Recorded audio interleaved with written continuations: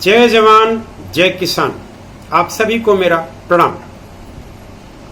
Doctor Kaushlendra Indian history channel में आप सबका हार्दिक स्वागत करता हूं। आज की टॉपिक है हमारे द्वितीय और अद्वितीय प्रधानमंत्री माटी के लाल लाल बहादुर शास्त्री जी। भारत भूमि पर समय समय पर ऐसे महान व्यक्तियों का जन्म हुआ जिनके कृतित्व और व्यक्तित्व से पूरा देश प्रेरणा लेकर निरंतर आगे बढ़ता रहा है। ऐसे ही महान व्यक्तित्व के धनी, स्वतंत्रता सेनानी, स्वाभिमानी और सादगी की प्रतिमूर्ति भारत के द्वितीय व अद्वितीय प्रधानमंत्री माटी के लाल लाल बहादुर शास्त्री जी थे।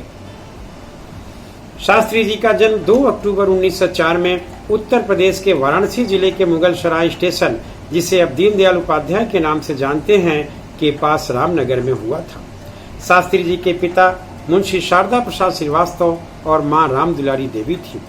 पिता मुंशी शारदा प्रसाद श्रीवास्तव प्राथमिक शिक्षक थे, जो बाद में राजस्व विभाग में लिपिक पद पर रहते हुए सीमित संसाधनों में अपने परिवार का भरण पोषण करते रहे। लाल बहादुर शास्त्री जी घर में सबसे छोटे थे, इसलिए घर के सभी लोग प्यार से उन्हें नन्हे नाम से पुकारते थे। नन्हे जब 1.5 वर्ष की आयु के थे, तभी उनके सिर से पिता का साया उठ गया। ऐसे में उनकी मां रामदुलारी देवी नन्हे के नाना यानी हजारी लाल के घर अपने मायके मिर्जापुर चली गई, ताकि नन्हे की परवरिश और शिक्षा का दायित्व पूर्ण कर सके। दुर्भाग्यवश नन्हे ननिहाल में भी अनाथ हो गए जब उनके नाना हजारी लाल की मृत्यु हो गई। इस संकट की घड़ी में उन्हें यानी नन्हे लाल बहादुर शास्त्री के मौसा रघुनाथ प्रसाद जी ने नाथ की भूमिका अदा करते हुए परिवार के लोगों को सहारा दिया। लाल बहादुर शास्त्री जी बेहद गरीब परिवार में पले बढ़े थे। उनकी प्राथमिक शिक्षा उनके ननिहाल मिर्जापुर में हुई। वे नंगे पांव गर्मी के दिनों में तपते धूप में विद्यालय जाते थे। धूप की तपिश ने उनके व्यक्तित्व को परिपक्व बना दिया। हाई स्कूल की शिक्षा हेतु वे हरिश्चंद्र विद्यालय वाराणसी आने के लिए अपनी पुस्तकें सिर पर बांधकर तैरते हुए गंगा पार कर आते जाते थे। यह उनके अप्रतिम मनोबल, साहस और अध्ययन के प्रति लगन का प्रमाण है। काशी विद्यापीठ वाराणसी से संस्कृत विषय में उन्होंने स्नातक परीक्षा सर्वोच्च अंकों में उत्तीर्ण किया, जिसके लिए उन्हें शास्त्री की उपाधि मिली। यहीं से लाल बहादुर श्रीवास्तव ने अपने नाम से श्रीवास्तव हटाकर शास्त्री उपनाम जोड़ लिया, अर्थात स्नातक के बाद ही नन्हे उर्फ लाल बहादुर श्रीवास्तव अब लाल बहादुर शास्त्री बन गए। संस्कृत में स्नातक के बाद शास्त्री जी भारत सेवक संघ से जुड़ गए। यहीं से देश सेवा का व्रत लेकर राजनीति में प्रवेश करने का संकल्प किया। इसी समय गांधी जी के आह्वान पर वे असहयोग आंदोलन में कूद पड़े। आंदोलन के दौरान शास्त्री जी सीधे गांधी जी के संपर्क में आए। उनसे प्रभावित होकर शास्त्री जी ने गांव गांव घूमकर आंदोलन का महत्व भी लोगों को समझाया। असहयोग आंदोलन के दौरान ही शास्त्री जी पहली बार ब्रिटिश सरकार द्वारा गिरफ्तार करके जेल भेजे गए, लेकिन 16 वर्ष के नाबालिग होने के कारण उन्हें छोड़ दिया गया। जेल से छूटने के बाद काशी विद्यापीठ से स्नातकोत्तर शास्त्री की उपाधि प्राप्त की। 1921 में लाल बहादुर शास्त्री द्वारा बनाई गई लाला लाजपत राय द्वारा बनाई गई लोक सेवक मंडल से शास्त्री जी जुड़कर जनमानस की सेवा में भी जुट गए। 16 मई 1928 में लाल बहादुर शास्त्री जी का विवाह मिर्जापुर निवासी गणेश प्रसाद की पुत्री ललिता देवी से हुआ। उन दिनों दहेज का बहुत प्रचलन था। दहेज विरोधी शास्त्री जी ने दहेज के नाम पर एक चरखा और हाथ से बुने हुए कुछ मीटर कपड़े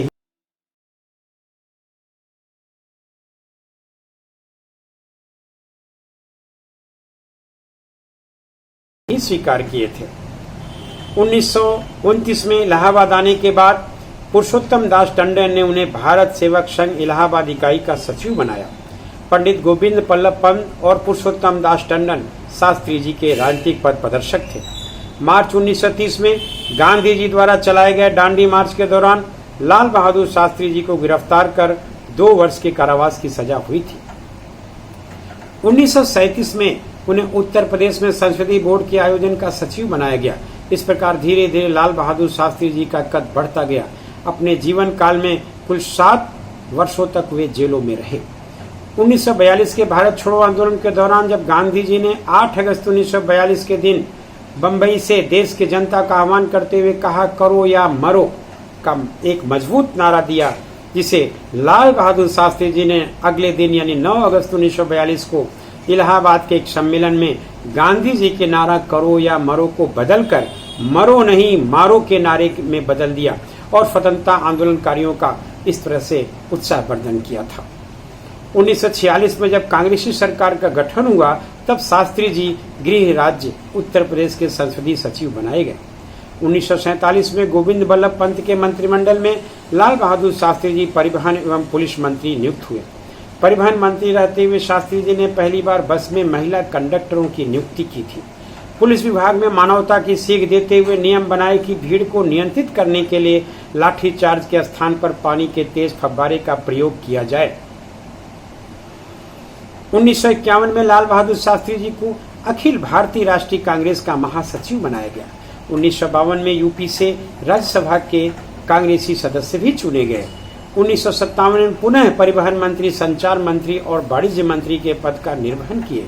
1961 में केंद्रीय गृह मंत्री का उत्तरदायित्व भी शास्त्री जी ने निभाया। 1963 में कामराज योजना के तहत शास्त्री जी ने नेहरू मंत्रिमंडल से इस्तीफा भी दे दिया था। 9 जून 1964 से 11 जनवरी 1966 तक लाल बहादुर शास्त्री जी नेहरू जी के मृत्युपरांत भारत के दूसरे प्रधानमंत्री बने।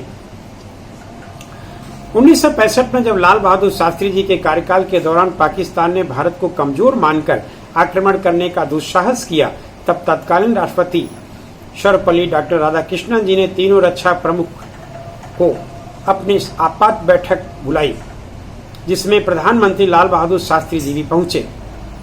परिस्थितियों से अवगत होने के बाद शास्त्री जी ने सेना प्रमुखों से कहा कि आप अपना काम निर्विरोध ढंग से पूरा करते हुए देश की रक्षा करें और हमें बताएं कि हमें करना क्या है।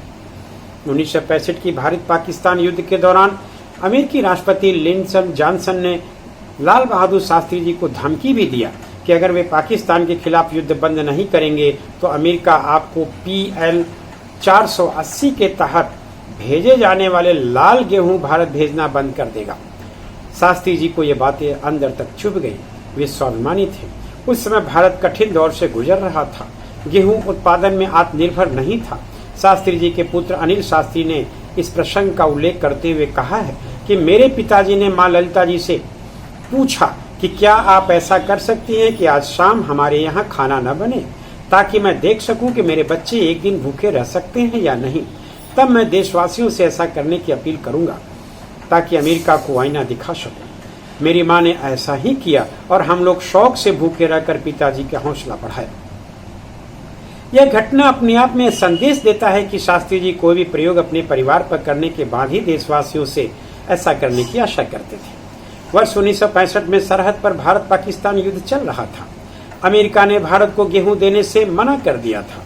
भारत में खाद्यान्न की कमी हो गई थी। 1962 के भारत चीन युद्ध के बाद भारत आर्थिक रूप से कमजोर हो गया था। ऐसे विकट हालात में लाल बहादुर शास्त्री जी का चट्टान जैसे स्वाभिमान के साथ खड़े रहना उनके हिमालय जैसी विशाल मनोबल और साहस को दर्शाता है। इसी दौरान लाल बहादुर शास्त्री किसानों से मिलने प्रयागराज के करछना विधानसभा क्षेत्र के उरुआ गांव पहुंचे, जहां किसानों की एक विशाल सभा को संबोधित करते हुए पहली बार कहा कि हम एक वक्त खाना खाएंगे लेकिन अमेरिका के सामने नहीं झुकेंगे और युद्ध बंद नहीं करेंगे, क्योंकि देश सर्वोपरि है। यहीं पर उन्होंने नारा दिया 26 जनवरी 1965 के दिन, जय जवान जय किसान। किसानों ने शास्त्री जी के आह्वान का जोरदार स्वर में समर्थन करते हुए उनका हौसला बढ़ाया। यहीं से दिया गया यह नारा जय जवान जय किसान देश भर में गूंज गया। भारत में बाद में यही नारा अक्टूबर 1965 में दशहरे के दिन दिल्ली के रामलीला मैदान में भी शास्त्री जी ने दोहराया। इसके बाद शास्त्री जी के आह्वान पर प्रति सोमवार सप्ताह में एक दिन भारतवासियों ने व्रत रहकर देश रक्षा में अपना अमूल्य योगदान दिया। इस प्रकार लाल बहादुर शास्त्री जी देश को आत्मनिर्भर बनाने में जुट गए।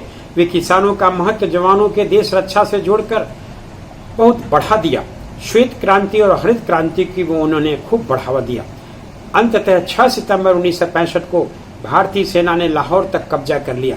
पाकिस्तान के 90 टैंक ध्वस्त कर दिए गए। पाकिस्तान घुटनों पर आ गया। भारत विजयी हुआ। रूस और अमेरिका की मध्यस्थता में शास्त्री जी ने विजयोपरांत पाकिस्तानी राष्ट्रपति अयूब खान से रूस की राजधानी ताशकंद में मिले। दोनों देशों के बीच 10 जनवरी 1966 के दिन ताशकंद समझौता हुआ। अगले दिन 11 जनवरी 1966 को तथाकथित दिल के दौरा पड़ने से अचानक लाल बहादुर शास्त्री जी की मृत्यु हो गई, जो आज भी रहस्य बना हुआ है क्योंकि उसका पोस्टमार्टम नहीं हुआ था। पूरा देश स्तब्ध रह गया। दिल्ली में यमुना नदी के तट पर विजय घाट शास्त्री जी की स्मारक है। लाल बहादुर शास्त्री जी का पूरा जीवन एक आदर्श है। उनके जीवन के विविध आयाम आज हमारे लिए प्रेरक प्रसंग है। भारत की एकता पर बल देते हुए लाल बहादुर शास्त्री जी ने कहा कि देश के विकास के लिए हमें आपस में नहीं लड़ना चाहिए, लड़ना है तो गरीबी, बीमारी और अज्ञानता से लड़ो। शास्त्री जी का लोकतंत्र में अटूट विश्वास था। उन्होंने कहा कि जो शासन करते हैं उन्हें यह देखना चाहिए कि लोग प्रशासन पर किस तरह की प्रतिक्रिया करते हैं। अंत में जनता ही मुखिया होती है। शास्त्री जी ने देश की संप्रभुता और सुरक्षा के प्रश्न पर कभी कोई समझौता नहीं किया। उनकी खास बात यह थी कि उन्हें जो भी जिम्मेदारी दी जाती थी उसे बड़ी जीवटता के साथ पूरा करते थे। लाल बहादुर शास्त्री जी की सादगी, ईमानदारी और नैतिकता तब देखने को मिला जब वे रेल मंत्री थे। तब उनके वाराणसी आगमन पर शास्त्री जी की मां राम दुलारी देवी उनसे मिलने स्टेशन पहुंच गई। स्टेशन पर उन्हें कोई पहचानता नहीं था। वे पूछने लगी, मेरा नन्हे रेल में नौकरी करता है, वह कहाँ मिलेगा? पत्रकारों ने जब उन्हें लाल बहादुर शास्त्री की इशारा करते हुए पूछा और पाया कि रेल मंत्री की मां को नहीं पता कि उनका बेटा रेल मंत्री है, तब शास्त्री जी के पास उनकी मां को ले जाकर पत्रकारों ने मंत्री पद गुप्त रखने का कारण पूछा तो लाल बहादुर शास्त्री जी ने कहा कि मेरी मां बहुत भोली है, यदि उसको पता चल जाता तो लोगों की सिफारिशें लेकर मेरे पास आती और मैं मां की बात टाल नहीं पाता। इससे मेरा धर्म संकट कर्तव्य पथ में खड़ा हो जाता। ऐसे महान थे हमारे शास्त्री जी। उनकी ईमानदारी और नैतिकता का उल्लेख उनके पुत्र सुनील शास्त्री करते हुए कहते हैं कि हम कुछ मित्रों के साथ बाबूजी के निजी कार फिएट को छोड़कर उनके सरकारी सेवरल इम्पारा कार से चुपके से 14 किलोमीटर की सैर सपाटा करके वापस आ गए, जिसकी जानकारी अगले दिन बाबूजी को मिल गया। उन्होंने अम्मा जी से 14 किलोमीटर का किराया लेकर सरकारी खजाने में जमा करवाया। लाल बहादुर शास्त्री जी अतिथि देवो भव के भी प्रतिमूर्ति थे, जो एक घटना से हम पाते हैं। एक बार शास्त्री जी ने बिहार से आए कुछ गणमान्य लोगों को अपने घर पर मिलने का समय दिया, लेकिन संयोगवश एक विदेशी मेहमान के सम्मान में उन्हें देर हो गई। जब वे घर लौटे तो पता चला कि मेहमान लोग प्रतीक्षा करके चले गए। उसी पल शास्त्री जी बस स्टेशन की ओर उन्हें लेने निकल पड़े। उनके सचिव ने उन्हें रोकना चाहा और कहा कि जब लोगों को पता चलेगा तब लोग क्या कहेंगे। शास्त्री जी ने तत्काल जवाब दिया कि और तब लोग क्या कहेंगे जब उन्हें यह पता चलेगा कि शास्त्री जी मेहमानों को घर बुलाकर भी नहीं मिलते हैं। मैं उन्हें स्वयं लेकर आऊंगा और अपनी भूल के लिए उनसे माफी मांगूंगा। अंततः उन्होंने ऐसा ही किया। लाल बहादुर शास्त्री के निजी सचिव सीपी श्रीवास्तव ने उनकी जीवनी Lal Bahadur Shastri life of truth in politics में लिखते हैं कि शास्त्री जी की आदत थी कि कप से प्याली में हमारे लिए चाय सर्व करते हुए कहते थे कि चूंकि यह उनका कमरा है इसलिए प्याली में चाय डालने का हक उनका है। वे बेहद सरल स्वभाव के साथ मित्रवत पेश आते थे। इस प्रकार हम पाते हैं कि लाल बहादुर शास्त्री जी सचमुच गुदड़ी के लाल थे। वे बाहर से विनम्र और अंदर से चट्टान की तरह मजबूत थे। 1966 में उनके मृत्यु उपरांत देश का सबसे बड़ा सम्मान भारत रत्न से उन्हें पुरस्कृत किया गया।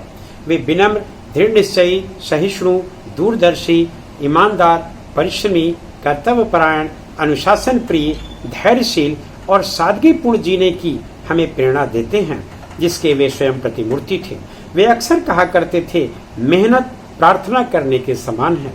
ऐसे महापुरुष को जो अपने जीवन शैली से आज की युवा शक्ति को निरंतर प्रेरणा देने में प्रासंगिक है, उन्हें उनके जन्म दिवस पर हम कोटि कोटि नमन करते हैं।